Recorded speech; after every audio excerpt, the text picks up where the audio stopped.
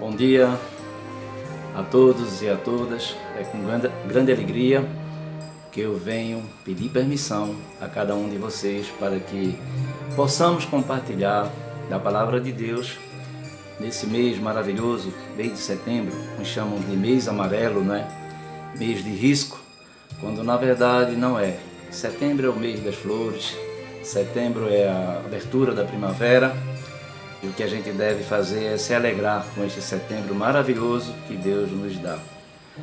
E para a nossa reflexão hoje, a gente precisa pensar um pouco na natureza humana e no dom inefável que Deus nos dá, que é o dom do Espírito. Aquilo que a gente precisa fazer nesta caminhada, nesta vida curta que nós temos, para que não venhamos fazer aquilo que não é da vontade do Espírito. E todos nós, filhos e filhas de Deus, nós temos este dom, o dom do Espírito que Deus derramou sobre cada um dos seus filhos e filhas quando Ele nos criou. Já nos criou com o Espírito da grandeza, o Espírito da alegria, o Espírito de sabedoria. E Jesus Cristo veio para nos libertar, para nos tirar das nossas fraquezas e nos levar à presença de Deus. O apóstolo Paulo, lá na Epístola aos Romanos, no capítulo 7, no versículo 18 e 19, ele nos diz assim: porque eu sei que em mim, isto é, na minha carne, não habita bem algum, e com efeito o querer está em mim, mas não consigo realizar o bem.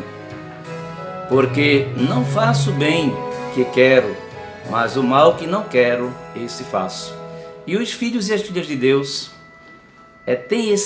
a gente tem esse hábito, essa maneira de pensar que está fazendo um bem, quando na verdade nós não estamos fazendo um bem para Deus. E aí é tempo de refletir, é tempo da gente parar e fazer uma reflexão. O que eu estou fazendo no reino de Deus? E a gente vai ver, certa vez, quando Jesus andava aqui com os seus discípulos, ele se aproximou da casa de Deus, se aproximou da casa do Senhor, e diz aqui o texto lá em Mateus 21, capítulo 21, dos versículos 12 e 13, diz assim: e entrou Jesus no templo de Deus e expulsou todos que vendiam e compravam no templo, e derrubou as mesas dos cambistas e as cadeiras dos que vendiam. E disse-lhes: está escrito, a minha casa será chamada casa de oração, mas vós a tendes convertido em covil de ladrões. Muitas vezes a gente taxa pessoas de são ladras ou ladrões, mas muitas vezes em nosso meio, em nossa comunidade, nós somos roubados, porque as pessoas vêm sutilmente, no meio da noite. E é como aquela parábola que a gente conhece muito bem. O Senhor tinha uma vinha e ali ele havia plantado trigo, mas à noite alguém veio e plantou o joio. Isso é joio. Então a igreja do Senhor, ela deve viver em comunhão, em união e conforme a vontade de Deus, como disse Jesus: a minha casa será chamada casa de oração. Então, meu querido e minha querida, valorizemos o templo de Deus. Onde você ver uma agência do reino de Deus, que se prega a palavra de Deus, chegue ali para orar, para comungar e para vivenciar a palavra de Deus, quando ela nos diz: conheceis a verdade vos libertará. Essas palavras Jesus proferiu àquela mulher, que chamavam de mulher, talvez não a mulher pecadora, mas a samaritana. Mas o samaritano era tido como pecador, era tido como a escória da sociedade dos dias de Jesus.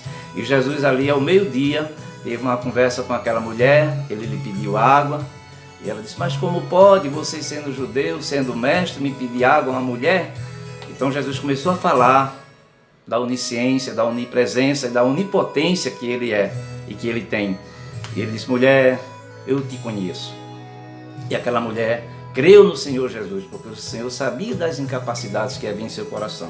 Então o apóstolo Paulo diz: aquilo que eu quero fazer, que penso que estou fazendo bem, estou fazendo um grande mal. E quem era Paulo? Um convertido, um restaurado para a obra do Senhor Jesus Cristo.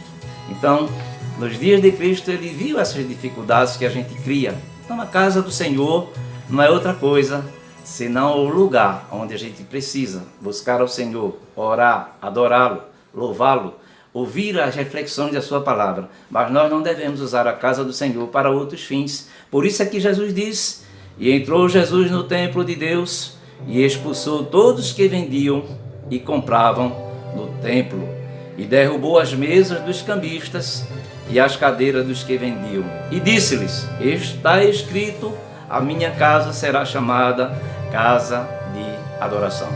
Que Deus nos abençoe. E você que não tem uma casa para adorar, sei que você tem sua casa, aqui eu faço minhas orações, aqui eu leio a Bíblia, mas nós precisamos do ambiente para adorar a Deus. Jacó, na sua fuga, da sua família, nas dificuldades que ele enfrentava, seu pai disse: meu filho, vai para a terra dos teus parentes, e lá tu encontrarás uma companheira, aquela que será tua esposa. E Jacó saiu naquela angústia, cansado, e ali em pleno deserto, ele teve uma revelação de Deus.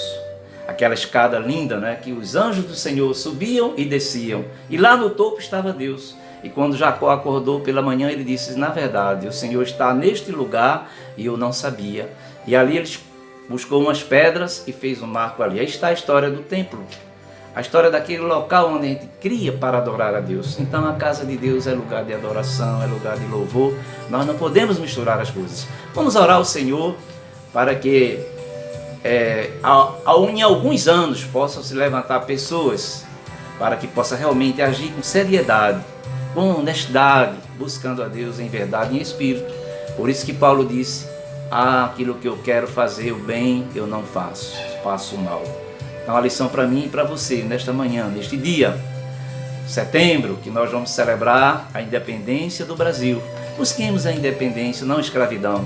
Democracia é o amor para com cada um. A comunidade externa, a comunidade interna, todas devem estar inteiradas daquilo que está acontecendo. Então, quando a gente age sutilmente, nós não estamos agindo conforme a vontade do Senhor. E Jesus está nos dizendo: a minha casa é casa de oração, é casa de adoração. Vivamos em comunhão, em harmonia com o Senhor, porque senão nós só temos a perder. E Jesus Cristo quer que nós ganhemos o bem da vida, a alegria, louvando, engrandecendo e caminhando, mesmo com nossas falhas. Mas a maior falha na história é uma coisa chamada traição. E Jesus foi traído tantas vezes. Ele não quer que nós vivamos esse mau presságio, né? Traição. Não é assim. Nós precisamos viver em harmonia, em comunhão. Nós somos uma democracia. Democracia é isso. Nada às escuras resolve. Devemos ter coração aberto, corações dados, mãos dadas, para que Deus possa abençoar a sua igreja e o seu povo. Que Deus nos abençoe e vivamos a nossa fé com inteireza de coração. Amém?